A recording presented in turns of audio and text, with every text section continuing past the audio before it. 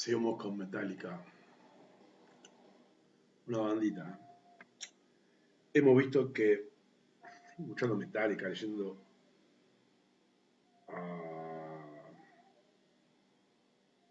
Foucault por medio de Salvadores, estamos jugando en primera. ¿Sí? Yo estoy en el banco, pero bueno. Hemos visto que endilga a los reformadores del siglo XVIII y sobre todo a Beccaria el reproche por el nacimiento de esa institución horrorosa que constituye la cárcel. Reproche injusto e infundado. Beccaria se ocupa de la prisión en el capítulo 19, perdón, 29, está en números romanos, de su obra, y lo hace para decir que no deben cerrar sus nombres sino cuando existan motivos previamente determinados por la ley. Previamente determinados por la ley. Descartaba abiertamente que el encarcelamiento pudiera provenir del arbitrio judicial y explicaba que solo era aconsejable cuando hubiera peligro de fuga o que las pruebas determinen sin duda su culpabilidad. Téngase presente que por entonces la cárcel no era un lugar de purgación de pena, sino de aseguramiento para el que esperaba el juicio. De allí la cláusula final del artículo 18 de nuestra Constitución Nacional que encuentra sustento en las propias palabras del Marqués: que se quiten de las cárceles la suciedad y el hambre, que la compasión y la humanidad penetren las puertas de hierro, porque parece que en el presente sistema criminal, según la opinión de los hombres, prevalece la idea de la fuerza y de la prepotencia a la de la justicia, porque se arrojan confundidos en una misma caverna los acusados y los convencidos, porque la prisión es más bien un castigo que una seguridad del reo. Voy a repetir esto porque es brillante.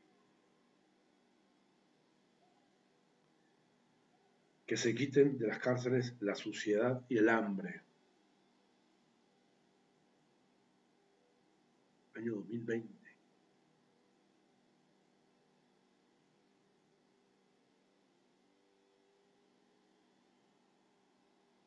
Estoy leyendo algo escrito en el año 2020.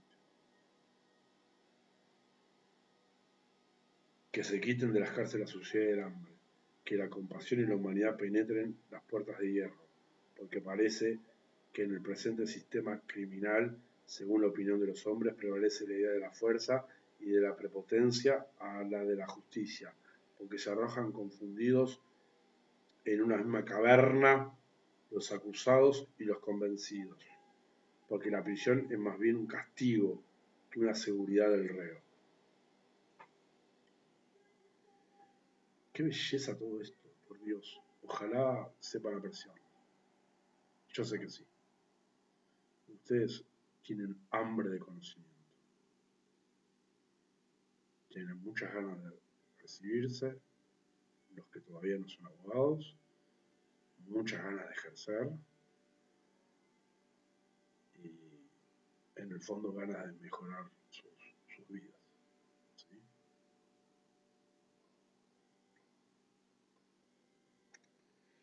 Que las leyes estuvieran escritas antes de la comisión de delitos que estas mismas preveían. Es una garantía del pueblo y como tal no merece crítica seria.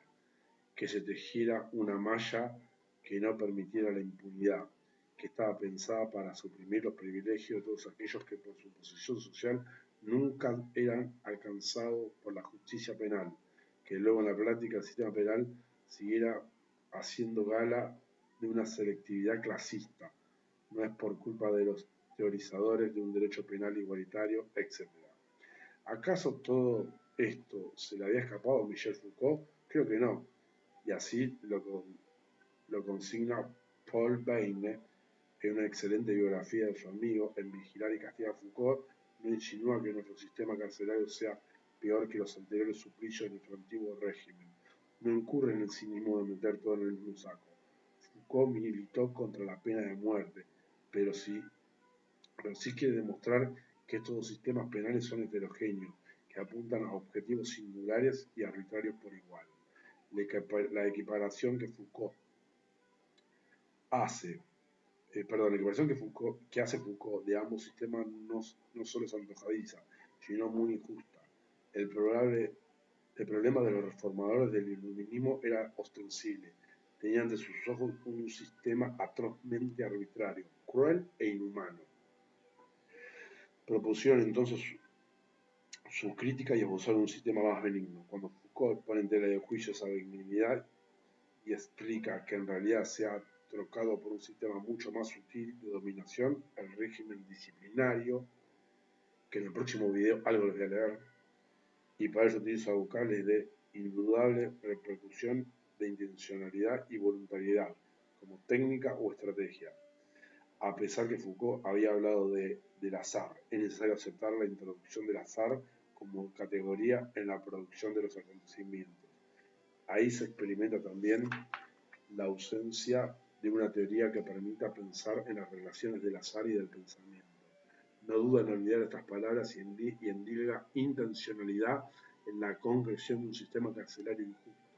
Y esa intencionalidad la adjudica a los reformadores del siglo XVIII, a Beccaria sobre todo. Sin embargo, como siempre que se refiere a alguien a Foucault, debe matizarse las afirmaciones. Por ejemplo, en la penúltima página de Vigilar y Castigar, dice el filósofo francés: estamos muy lejos ahora del país de los suplicios, sembrado de ruedas, patíbulos, horcas, picotas. Estamos también muy lejos del sueño de los reformadores. ¿Acaso es este reconocimiento aquí que los sueños de los reformadores eran otros? ¿Acaso se está reconociendo aquí que los sueños de los reformadores eran otros, que eran libertarios y que no imaginaban de modo alguno que la limitación de la pena de muerte y los tormentos iban a derivar en una institución abominable? Creo que sí. Y para afirmar esto también me baso en los dichos de Foucault. ¿Cómo nacen las prisiones? Al principio yo creí que la culpa recaía por entero en Beccaria, los reformadores y en suma la Ilustración. Después, al observar las cosas con más detenimiento, me di cuenta que no había nada de eso. Los reformadores, y en particular Beccaria, que se rebelaban contra la tortura y los excesos punitivos del despotismo monárquico, no proponían de modo alguno la prisión como alternativa. Sus proyectos, en especial los de Beccaria, se basaban en una nueva economía penal que tendía a ajustar las penas a la naturaleza de cada delito. Así, la pena de muerte para los asesinatos, la confiscación de bienes para los ladrones y desde luego la prisión para los delitos contra la libertad. Lo que se erigió, en cambio, fue la prisión como pena similar para todos y universal, con la salvedad exclusiva de una graduación en la duración. Lo que se erigió, en cambio, fue la prisión como pena similar para todos y universal, con la salvedad exclusiva de una graduación en la duración. Si las cosas sucedieron así, no fue pues a causa de las polémicas de los reformadores. Beccaria no quería sustituir las torturas y los suplicios por la prisión. Si apenas 2 meses después de la publicación de su libro, Foucault exponía de esta manera lo que podía interpretarse como una corrección, si bien parcial, de lo afirmado en aquel, debe uno preguntarse por qué publicó el libro o por qué no se rectificó de manera más clara y contundente. Otra vez, esa explicación debemos buscar en el mismo Foucault. Este había cerrado su famoso libro con una cita a pie de página en la que decía: interrumpo aquí este libro que debe servir de fondo histórico a diversos estudios sobre el poder de la normalización y la reforma del poder en la sociedad moderna. En otras palabras, su libro debe servir para algo. Es lo que propuso siempre. Me interesa escribir solo en la medida de que lo que escribo se incorpore a la realidad de una lucha a título de instrumento, de táctica, de esclarecimiento. Quiero que mis libros fueran especie de bisturí, cócteles molotov, minas y que se carbonizaran luego de su uso como los fuegos artificiales. Encantador. Repito, me interesa escribir solo en la medida de que lo que escribo se incorpore a la realidad de una lucha, a título de instrumento, de táctica, de esclarecimiento. Quisiera que mi libro fuera una especie de bisturís, cócteles molotov, minas y que se carbonizaran luego de su uso, como los fuegos artificiales. En Deeds et Script 2, número 156, página 763. Creo que muchas de las afirmaciones de Foucault, aunque su amigo Baines lo niegue, era una provocación en el mejor sentido, una provocación no de tú a tú, desafiante y despectiva, sino teniendo en mira a los colectivos de siempre, sus alumnos, sus lectores y sus colegas. Por eso se dice bien cuando se afirma que vigilar y castigar es una herramienta experimental, destinada no a producir verdades, sino a cuestionar las que existían. Por eso, siguiendo el mismo Foucault, el orden del discurso, podemos, podemos afirmar que la botánica como la medicina, como cualquier disciplina, están construidas tanto sobre errores como sobre verdades. Errores que no son residuos o cuerpos extraños, sino que ejercen funciones positivas y tienen una eficacia histórica y un papel frecuentemente inseparable de las verdades. Basándome en esto, no puedo resistirme a señalar un nuevo error de Foucault con respecto a la responsabilidad que aparentemente en vigilar y castigar bendiga al liberalismo nacido con la Ilustración. El filósofo francés explica que el funcionamiento de las prisiones se fue independizándose de la voluntad jurídica de los jueces y que el predominio durante el siglo XIX del discurso científico fue controvertido poco a poco a los convirtiendo poco a poco a los criminales encerrados en monstruos anormales, mientras que antes se temía que los anormales se convirtieran en criminales. Se admitió la ecuación y los criminales fueron, se repite, vistos y tratados como anormales. Esta situación de hecho repudiable, todo criminal está loco o desviado o necesita tratamiento de readaptación, se opone frontalmente al liberalismo penal. En efecto, al asociar beneficios de tratamiento diferenciados al viejo paradigma paleopositivista de la observación científica de la personalidad del preso, nota artículo 12.2 de la ley italiana 354/75 del 26 de julio, los condenados e internados deben ser sometidos a observación científica de la personalidad para determinar las carencias psicofísicas y demás causas de inadaptación social. Repito, los condenados e internados deben ser sometidos a observación científica de la personalidad para determinar las carencias psicofísicas y demás causas de inadaptación social.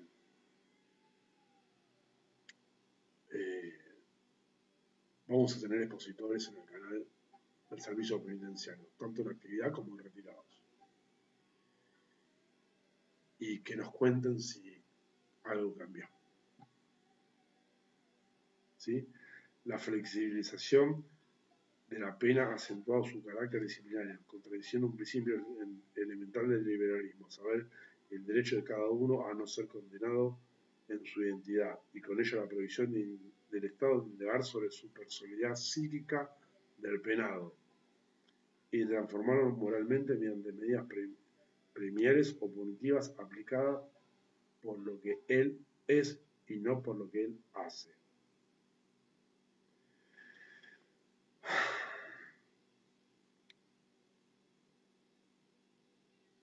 Medidas premiales o punitivas aplicadas por lo que él es y no por lo que él hace. Principio de culpabilidad. ¿Sí? Y también su principio, derivado del principio de legalidad, su principio de materialidad. Vicaria penalista o criminólogo. Se recordará que cuando Blasco Fernández de Moreda parecía una admirada vicaría, llamó a este padre de la ciencia penal, apelativo que recordaba Terán Lomas, quien modificó sutilmente el elogio y se refirió al célebre marqués como padre del derecho penal.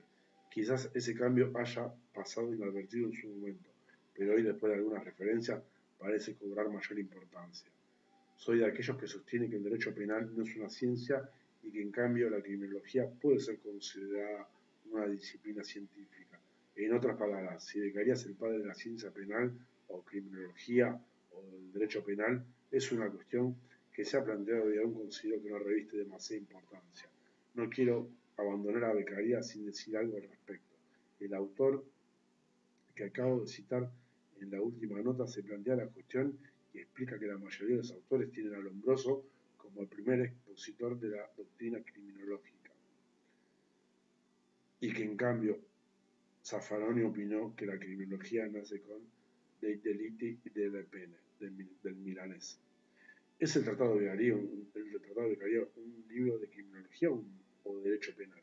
La respuesta dependerá, claro está, de las definiciones de cada cual a estas dos ramas del conocimiento. Obviamente el derecho no puede circunscribirse al análisis de las normas, las relaciones de estas entre sí o las relaciones de jerarquía que pueden tener unas con otras. En otras palabras, el derecho penal no puede reducirse a la dogmática penal. Si esto es así, el estudio del porqué de la sanción de la ley, del porqué de las prohibiciones o del fin deben tener las penas, y si este fin se cumple en la realidad o no, es parte del estudio del derecho penal. Esto quiere decir que Beccaria escribió sobre derecho penal. Esto no significa que puede sostenerse que la criminología sea una disciplina puramente explicativa o descriptiva. Más allá de la división de las ciencias en comportamientos estancos, está pasado de moda. Debe decirse que cualquier observación de la realidad a efecto de su explicación o descripción, el fenómeno de la delincuencia en una sociedad determinada, por ejemplo, debe estar necesariamente precedido por hipótesis teóricas. Y en ese sentido Beccaria también hace eso. Después de afirmar que el derecho solo debe castigar delitos que dañen concretamente a otro, recomienda que las penas que le correspondan sean proporcionales a ese daño, que esas mismas penas deben aplicarse lo más pronto posible, ya que deben unirse mentalmente en la ciudadanía el concepto de que el delito y la pena es un modo imprescindible para que, por su temor a estas, el ciudadano se disuada de cometer aquellos. En fin, como se ven, son conceptos que bien pueden considerarse criminológicos y no simplemente penales. En su excelente libro sobre la historia del pensamiento sobre las cuestiones penales, Anitúa dedica espacio para hablar de Beccaria cuando toca el periodo de la Ilustración, y dice, por ejemplo, sobre él: hace todo ello en una de las primeras exposiciones globales y articuladas de derecho penal, procesal penal y criminología. Como se ve en el breve tratado de Beccaria, no se intenta ver que éste se ocupe exclusivamente de rama alguna que concerniera las cuestiones penales, sino que se ocupa de todas ellas. Es como afirmaba Zaffaroni en la obra indicada.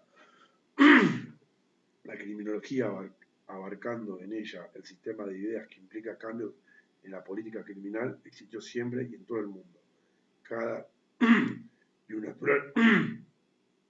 un naturalismo histórico tuvo su criminología, o sea, su sistema de ideas acerca de qué lo que debe ser delito y la pena, y las causas por las cuales se delinque, lo que implica una crítica o una justificación del sistema penal existente en un momento histórico.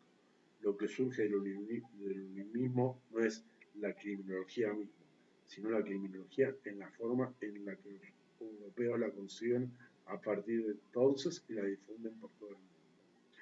Padre del derecho penal o padre de la criminología, ambas acepciones serán verdaderas según como se las consiga. Ya terminamos, gente. No apaguen el televisor. Últimos años de Beccaria. Como dije, después de 6 semanas de estadía en París, Beccaria vuelve a Milán a reencontrarse con su mujer y su pequeña hija. Y una nena. Me llena de amor. Nos dijimos en su momento que la obra de Beccaria fue colocada en el índice de los libros prohibidos por la Iglesia Católica y que allí perduró 200 años. Contamos también que recibió una invitación de la emperatriz rusa que él declinó. Se quedó el resto de su vida en Milán, donde presenció entre 1776 y 1778 la construcción de la famosa Scala, teatro lírico que enaltece la fama de esta ciudad, que no deja de sorprender, ya que con la población de unos 120.000 habitantes, el teatro contaba casi 3.000 localidades de capacidad. Por entonces Beccaria no se ocupaba más de las cuestiones que le dieron fama universal. Se dedicó durante poco más de 2 años a ejercer como profesor de economía a través de una cátedra que se creó nada más que para él en 1768. No hubo obra sobre el tema, aunque se reunieron sus clases, que se publicaron póstumamente en 1804.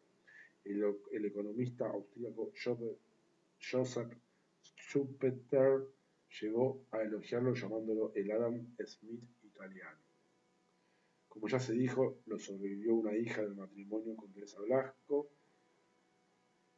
que con el tiempo se casaría con don Pietro Manzoni, matrimonio que generaría a Alessandro Manzoni, el autor de la famosa novela Los novios.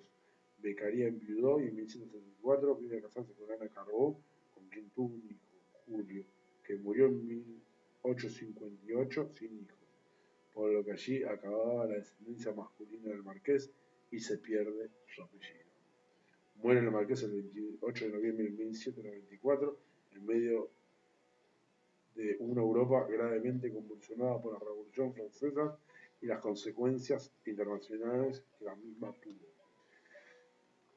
En el artículo de Fortini que he citado, este autor recoge nuevas críticas de Beccaria, una de las cuales me ha llamado la atención.